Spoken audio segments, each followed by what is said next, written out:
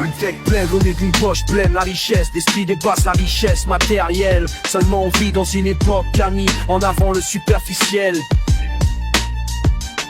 La culture, la littérature, c'est la clé qui ouvre toutes les portes de l'esprit. Y a plein d'auteurs du monde entier qui ont laissé plein de bons écrits.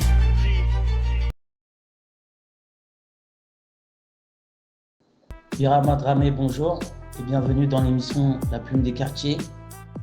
Quelles ont été les principales inspirations qui vous ont conduit à écrire votre ouvrage De l'ombre à la lumière? Faut voir que moi, c'était pas prévu que j'écrive un livre. Ce livre-là, c'est la résultante en fait d'une réflexion que j'ai eue sur un ouvrage que j'ai lu récemment, Petit frère d'Ivan Atonga. C'est un livre sociologique dans lequel l'auteur il cherche à savoir comment ça se fait que les destinées des jeunes issus de quartiers soient différentes. Il y en a qui arrivent à s'en sortir, quitter les rouages du ghetto, et il y en a d'autres qui s'enfoncent dedans et qui n'arrivent pas à s'en sortir finalement. Et du coup, c'est de là je me suis dit, franchement, le livre il est pertinent, mais il faudrait quand même avoir une sorte de mode d'emploi pour les jeunes de quartier. Et c'est de là que c'est parti. C'est de là qu'est m'est venue la réflexion d'écrire De l'ombre à la lumière et sur malgré tout. Selon vous, quels sont les principaux obstacles auxquels sont confrontés les jeunes issus de quartiers populaires dans leur parcours vers la réussite? Les jeunes de quartier, nous les jeunes de quartier, on est confrontés à plusieurs obstacles. Premièrement, je dirais la barrière mentale. L'obstacle de la barrière mentale. On a tendance à trop se mettre de barrières et on a tendance à trop se limiter, alors qu'on peut faire de grandes choses. Ça, ce serait la première raison pour moi. Ensuite, le système, on est victime de stigmatisation. Quand tu vois dans ton CV, par exemple, quand les recruteurs ils voient dans ton CV qui a écrit tu viens du 9-3, tu viens du 9-1, tu viens de la banlieue, tu viens de villes comme Saguenay, Aubervilliers, forcément tu arrives avec un désavantage. En plus de ça, si tu as un nom à connotation qui n'est pas française, en gros, tu as un nom d'origine maghrébine ou africaine, c'est pénalisant, on va pas se mentir, c'est pénalisant. Mais franchement, si ce serait que deux aspects que je devrais citer, je citerais les barrières mentales et la stigmatisation causée par le système. Vous insistez sur l'importance de faire des choix pour construire la vie que l'on souhaite. Pouvez-vous partager un exemple personnel ou une histoire que vous trouvez particulièrement inspirante? Pour construire la vie que l'on souhaite, il faut faire des sacrifices, il n'y a pas de secret. Peu importe le domaine là où on souhaite réussir en vrai. Les sacrifices sont obligatoires. Parce que sinon, il n'y a pas de progression en fait. Si on reste dans la zone de confort, si tu restes dans ta zone de confort, il n'y aura jamais de progression. D'autant plus pour nous les jeunes de quartier. Comme on est déjà là avec un handicap, on arrive déjà avec un handicap. Donc, faut fournir les efforts nécessaires pour combler le retard. Du coup, il faudra faire des sacrifices. Franchement, des exemples, il y en a beaucoup, hein. Ça peut être simple. Par exemple, à choisir entre un domaine qu'on aime, par exemple, on aime le sport, et un domaine là où on a plus de chances de percer, faudra faire des choix. Par exemple, si tu es bon à l'école et que tu es bon dans le sport aussi, mais tu sais que dans le sport, ça va pas aboutir, malgré que tu aimes le sport, faudra être prêt à faire des sacrifices pour que tu réussisses dans tes études. C'est un exemple banal, mais il y en a plein. Ça marche pour tous les domaines.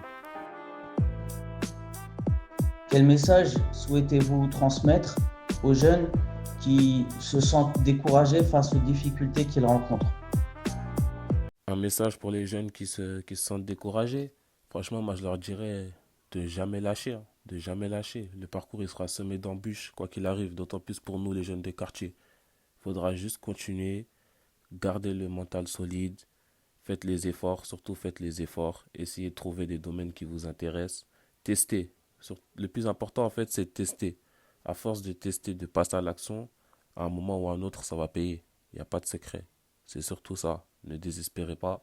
Certes, il y aura des moments difficiles, c'est normal, ça fait partie de la vie. Tout n'est pas beau, tout n'est pas rose. Dans tous les cas, il y a des hauts et des bas. Mais juste, il faut savoir rebondir. Il faut savoir rebondir et repartir sur le bon pied.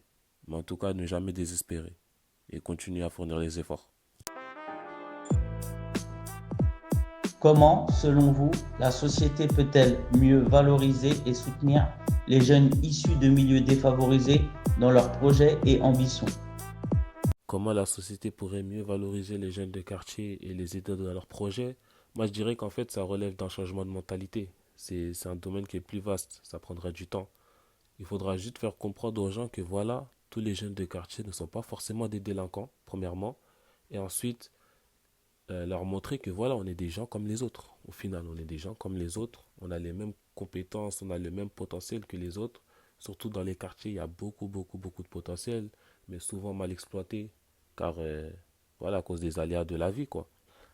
Et comment le système pourrait aider? Franchement, je dirais peut-être qu'il faudrait imposer quelques restrictions pour effacer un maximum la stigmatisation et les discriminations. Mais après, à voir comment structurer tout ça, parce que c'est une réflexion qui devra être menée. Vous évoquez que la vie est faite d'épreuves et de réussites. Comment arrivez-vous à garder la motivation et l'espoir malgré les obstacles? Pour garder la motivation, en fait, c'est simple. J'ai des objectifs qui sont clairement fixés. Du coup, je sais où je vais aller. Je sais où je vais aller. Je sais quel stade je vais atteindre. Et en plus de ça, je n'oublie pas d'où je viens. Je n'oublie pas que de base, je reste un jeune de quartier qui n'a pas d'opportunité. Donc ces deux éléments-là me permettent de garder la motivation au quotidien, même lorsqu'il y a des obstacles, même lorsqu'il y a des difficultés, même lorsqu'il y a des baisses de motivation, bah, je me rappelle que j'ai parcouru quand même du chemin avant d'arriver là. Et naturellement, la motivation en revient. Quand je me rappelle aussi que je suis tout proche de l'objectif, naturellement, la motivation en revient encore.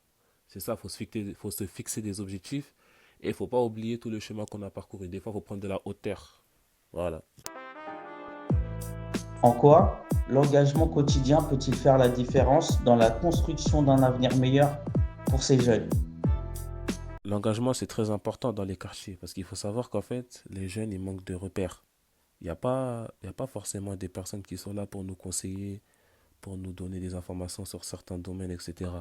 D'où l'importance de l'engagement. Nous, par exemple, là, on est sur le projet de la création d'un média qui s'appelle Bienvenue au Checks. Vous pouvez accéder sur Instagram. En gros, l'objectif de ce média, ça va être quoi? Ça va être d'aller à la rencontre des jeunes de quartier qui ont réussi dans des domaines qui ne sont pas trop connus. Parce qu'il faut savoir que dans les quartiers, pour nous, il y a deux moyens de réussite. Généralement, il y a deux moyens de réussite. Soit percer dans la musique, soit percer dans le foot. Alors qu'il y a d'autres domaines là où on a notre place et qui ne sont pas forcément connus par les jeunes de quartier. Du coup, le média, ça va être ça le but. Et l'engagement, ça prend tout son sens. À force de faire des petites actions comme ça permet de montrer aux jeunes que voilà, on a notre chance, nous aussi on peut réussir. Et on peut réussir dans plusieurs domaines. Il n'y a pas que le foot et la musique. Il y a beaucoup d'autres domaines pour s'en sortir dans la vie. Quel rôle playez-vous en tant qu'écrivain ou conférencier dans la transformation des perceptions autour des quartiers populaires? En tant qu'écrivain, moi je dirais qu'entre guillemets, je suis le représentant des jeunes de quartier. Voilà, parce que l'objectif de ce livre, c'est pas que d'écrire un livre pour l'écrire. C'est de montrer que voilà, nous aussi les jeunes de quartier, on a du potentiel et on a notre place dans la société. On a notre place, on a la possibilité de réussir comme les autres. Et voilà, ça fait plaisir. En gros, le livre, c'est pas que mon livre, c'est le livre du peuple, c'est le livre de tous les jeunes de quartier. Parce que je raconte la vie que presque la quasi-totalité des jeunes de quartier vivent. Quels conseils donneriez-vous aux jeunes qui souhaitent transformer leurs difficultés en levier pour progresser? Mon conseil, ce serait de ne pas se limiter. Ne vous limitez pas. Ne vous limitez pas. Vous avez envie de faire quelque chose, faites-le. Aussi, intéressez-vous à de nouvelles choses. Sortez de votre zone de confort. C'est important. Sortez de votre zone de confort et vous allez voir, il y aura des opportunités qui vont venir. Et aussi, aller chercher les opportunités. Comme on est des jeunes de quartier, on n'a pas trop la chance d'avoir des opportunités qui viennent à nous. Mais c'est pas grave. Allez chercher les opportunités. Si tu veux percer dans un domaine, informe-toi sur le domaine. Essaie de contacter des personnes qui sont dans le domaine. Voilà, essaie de tisser des liens. Le plus important, franchement, c'est de ne pas lâcher. L'action, c'est vraiment ça le plus important. C'est de faire les choses et de ne pas lâcher. Tôt ou tard, ça va finir par payer. Enfin, pour terminer, quels sont vos prochains projets aux initiatives pour continuer à soutenir cette cause et encourager la réussite des jeunes issus de milieux défavorisés? Mes prochains projets, comme je vous l'avais dit, on a ouvert un média, du coup, bienvenue au Checks. Ça va être ça le prochain projet. Et moi, je dirais aussi qu'il faudrait que les jeunes de quartier commencent à s'impliquer dans la politique. Parce que c'est important et c'est de là que tout part. C'est de là que tout commence. Et ce sera important quand même d'avoir un jeune de quartier qui représente bah, tous les autres. Parce que nous aussi, on a notre mot à dire, comme j'aime l'appeler. On est le peuple oublié, mais il serait temps quand même qu'on commence à faire du bruit un peu, dans le bon sens du terme. En gros, s'impliquer dans la politique pour défendre les intérêts de ses concitoyens. Ça, peut-être, ça, c'est une option que je garde en tête. Si les opportunités viennent, franchement, ça pourrait être pertinent. Mais en tout cas, pour l'instant, vraiment, c'est le média et on essaye de faire le max possible pour aider les autres, hein. Franchement, ça va être ça. Birama, merci pour cette interview. Et n'oubliez pas, ouvrir un livre, c'est ouvrir un nouvel horizon.